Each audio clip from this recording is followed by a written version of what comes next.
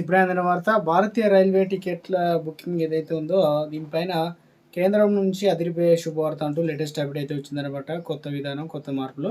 So ఆ వివరాలన్నీ మనం వీడియోలో తెలుసుకునే ప్రయత్నం చేద్దాం. వీడియోని చివరి వరకు చూడండి, అర్థమవుతుంది. మొదటిసారి ఛానల్ వస్తే తప్పకుండా సబ్స్క్రైబ్ చేసుకోండి. చూస్తున్నారు కానీ లైక్ చేయడం మర్చిపోతున్నారు, అట్లా లైక్ చేయండి. వాళ్ళకైతే వెళ్ళిపోదామండి. భారతీయ రైల్వే గత 4 ఏళ్లుగా అమలు చేస్తున్నటువంటి ప్యాసింజర్ రిజర్వేషన్ సిస్టమ్ సంబంధించి ఏదైతే పిఆర్సీకి త్వరలో గుడ్ బై చెప్పనుందనమాట. సో గతంలో అయితే 40 ఏళ్ళు కొనసాగుతుందనమాట ఈ సిస్టమ్.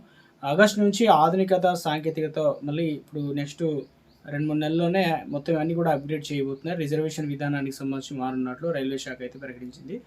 సో ఈ మార్పుల వల్ల సమయంలో ఏమవుతుందని అంటే దీనివల్ల బెనిఫిట్ అంటే ప్రయాణికులకు ఇలాంటి అసౌకర్యం అంటే ఇబ్బందులు కలగకుండా చూడాలని రైల్వే శాఖ మంత్రి కూడా ఇవన్నీ చేంజెస్ చేసినప్పుడు ఆదేశాలు అయితే అధికారులకు జారీ చేశారు. ఇందుకోసం దేశవ్యాప్తంగా ప్రయాణికులను అభిప్రాయాలు తీసుకుంటున్నారనమాట. ఎలా చేంజ్ చేస్తే బాగుంటుంది, ఎలాంటి వాడకాలు ఉండాలి అనేది రైల్ యాప్ ద్వారా కూడా సేకరిస్తున్నారు. ఇక అందరికీ అనుకూలంగా అత్యంత సులభంగా విధానం తెచ్చేందుకు రైల్వే శాఖ రిజర్వేషన్ల ప్రక్రియను మార్పులు చేస్తుందన్నమాట. సో గతంలో ఉన్న దానికంటే ఇప్పుడు ఆర్టిఫిషియల్ ఇంటెలిజెన్స్ సాయం అయితే కూడా తీసుకుంటుందన్నమాట.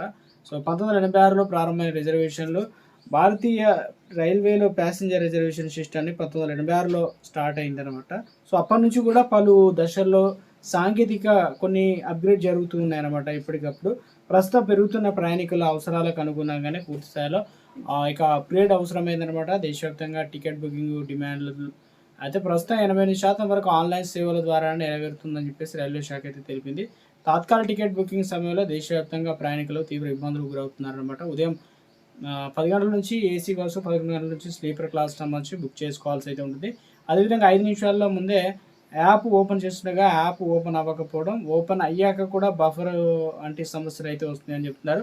సో టికెట్ బుక్ చేసి పేమెంట్ చేసాక కూడా కన్ఫర్మేషన్ అని చూపించేందుకు నిమిషాల వ్యవధి తీసుకుంటుంది. కాబట్టి ఈ ప్రక్రియ ఒక్కోసారి టికెట్ అనేది దానికదే క్యాన్సిల్ అవుతుంది అంటున్నారు. ఇలాంటి సమస్యలన్నింటినీ అధిగమించి కొత్త రిజర్వేషన్ విధానంలో కూడా ఇవన్నీ అప్డేట్ చేయబోతున్నారంటూ రైల్వే శాఖ మంత్రి అశ్విని ఇక వైష్ణవ్ ఆదేశాలు అయితే ఇవ్వడం జరిగిందనమాట. అందుకే పాత పద్ధతి చెక్ పెట్టి అందరూ మెచ్చేలా కొత్త ధనంతో ముందుకు రావాలని సన్నాహాలు చేస్తున్నారనమాట. సో గుడ్ న్యూస్ చెప్పే ప్రయత్నం చేయడం జరిగిందనమాట. ఇవన్నీ కూడా మనకు త్వరలోనే ఇవన్నీ కూడా అందుబాటులోకి రాబోతున్నాయి అనమాట. కొత్త విధానాలు అయితే ఎప్పటికప్పుడు అప్డేట్ అయితే చేస్తున్నారు.